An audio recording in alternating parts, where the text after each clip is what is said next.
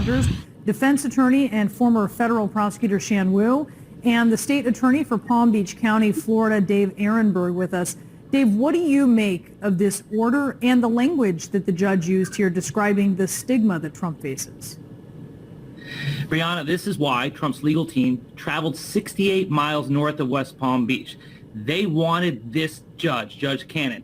She was appointed by Donald Trump. She was confirmed a week after he lost the election, and she rewarded their faith in her because not only did she grant a preliminary order that essentially granted the special master before the Department of Justice even had a chance to respond, but now she grants a special master and even granted an injunction, a halt to the investigation when Donald Trump's legal team did not even request it.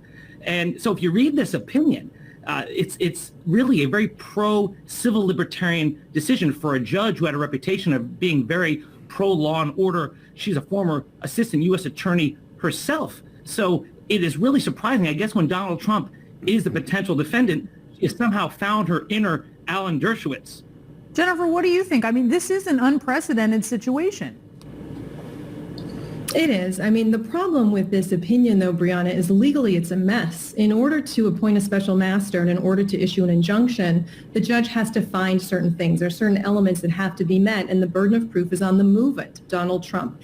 And it's just a legal mess in terms of the judge trying to be persuasive about him actually meeting these elements. He has to show irrevocable harm. He has to show a likelihood of success on the merits. I mean, just on the executive privilege point, the judge says she doesn't really get into the analysis at all with respect to executive privilege. All she says is it's not 100% precluded. So she's saying if you come in with a 1% chance of succeeding on this executive privilege argument down the road, that's a likelihood of success on the merits. It's just absolutely insupportable. Shan, is there any way that this could, let's just say, let's play this out, in the chance that Donald Trump were to be, say, indicted? And yes, he has done the politicizing of the FBI and the DOJ. But is there any way in which having had a special master could actually bolster the legitimacy of the investigation?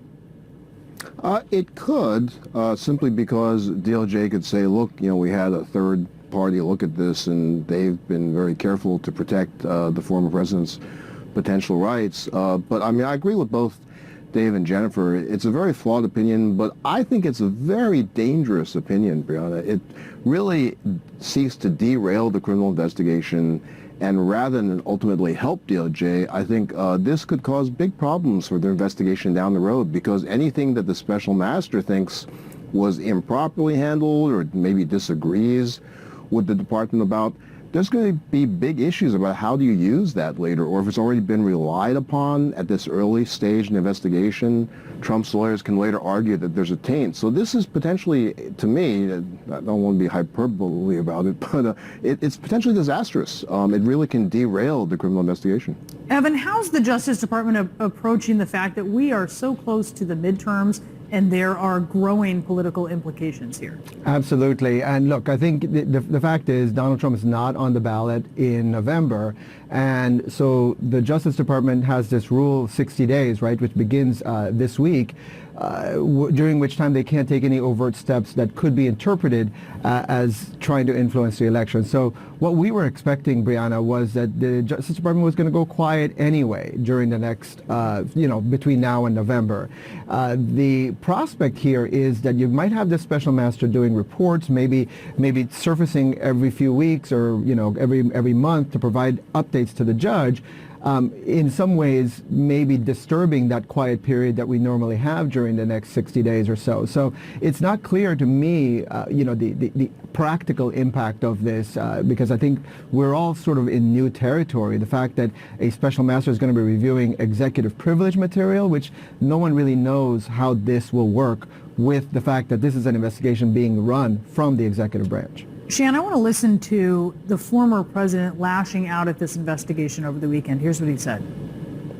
They rifled through the First Lady's closet, drawers, and everything else.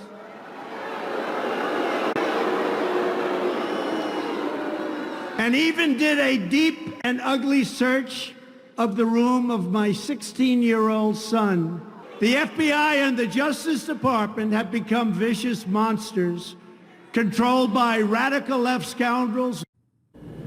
Should that have played into, Shan, whether or not he is granted the ability to have this accommodation? Absolutely not. I mean, the judge makes reference to sort of like the cloud of spin going on. That's exactly the kind of thing she is paid not to think about here. Even the comment that Evan quoted about the stigma, to Jennifer's point, doesn't make any sense legally. The search already happened. The stigma's there. Appointing a special master is not going to take away the stigma, but appointing a special master could stall or derail a further stigma of being charged. So that kind of spin absolutely has no place in the judge's legal reasoning or she should not be concerned about that. She should have applied the law. I want to thank all of you for being a part of this discussion. Thank you so much. Thanks. Thank you. Coming up, you are looking at